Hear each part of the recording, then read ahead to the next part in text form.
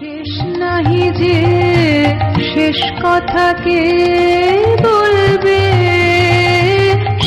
1941-এর 25শে জুলাই অসুস্থ হয়ে সেই শেষবারের মতো শান্তিনিকেতন ছেড়ে কলকাতায় চলে যাচ্ছেন রবীন্দ্রনাথ। আশ্রমের ছোট বড় সকলকে তিনি দেখতে চাইলেন। সবাই গুরুদেবকে বিদায় জানাতে তার বাসভবন উদয়নের বারান্দায় ভিড় করলেন। একটা ছোট বাসের পেছনের দরজা দিয়ে শোয়ানো অবস্থায় রবীন্দ্রনাথকে ঢোকানো হলো।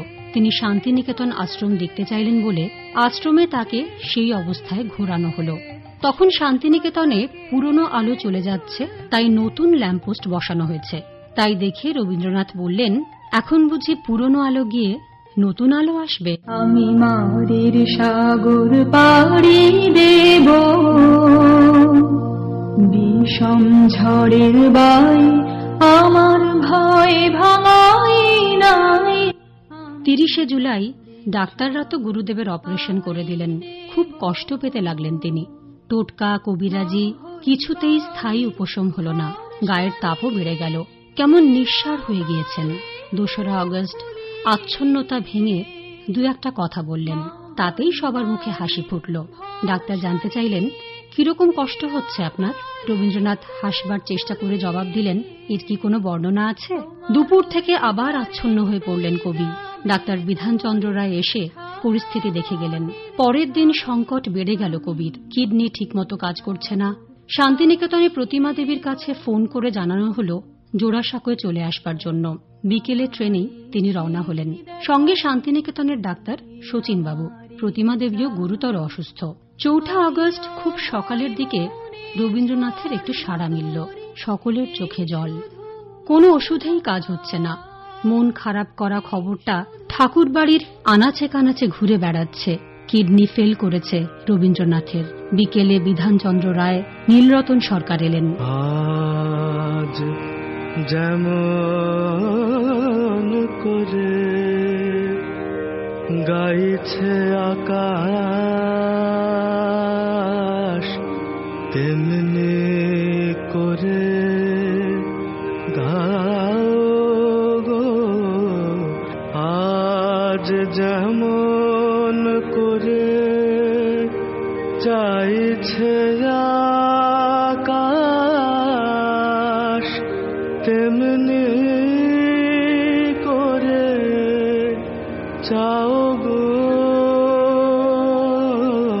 5ই আগস্ট গুরুদেবের অস্ত্রোপচারের দিন ঠিক হয়েছে। সকালবেলা রানীচন্দকে ডেকে গুরুদেব একটি কবিতা বললেন ক্লান্ত গলায়। রানী লিখে নিলেন নির্দেশ মতো। তখনও কেউ জানে না এটাই বিশ্ববরেণ্য কবির শেষ কবিতা। তোমার সৃষ্টির পথ রেখেছ আকীর্ণ করি, বিচিত্র ছলনা জালে। হে ছলনাময়ী, কিছুতে পারে না তারে প্রবঞ্চিতে, শেষ পুরস্কার নিয়ে যায় সে যে আপন ভাণ্ডারে। রবীন্দ্রনাথ ভাঙা গলায় বললেন, আছিস নাকি? রানী শশব্যস্ত হয়ে বললেন, হ্যাঁ গুরুদেব। রবীন্দ্রনাথ বললেন, লিখে নে তো। অনায়াসে যে পেরেছ ছলনা সহিতে, সে পায় তোমার হাতে শান্তির অক্ষয় অধিকার। একটুক্ষণ চুপ করে থেকে রবীন্দ্রনাথ জানালেন, সকালের কবিতাটির সঙ্গে এই 3 লাইন জুড়ে দিস।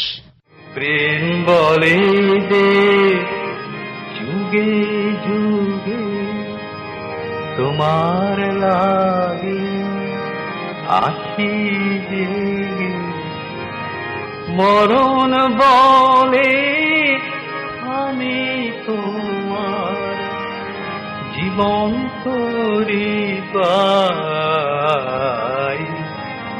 সাগর বলে ফুল মিলেছে আমি তোমার। সেই যে শান্তিনিকেতন ছেড়ে রবীন্দ্রনাথ গেলেন, আর ফিরলেন না।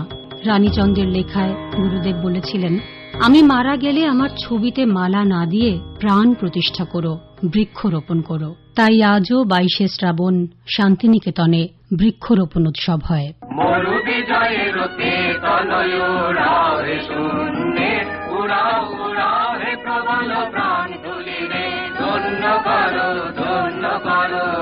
করুণার পুণ্যে ধন্য করো করো কমল প্রাণ, মনে মাটির ওয়াল মেরগান কবে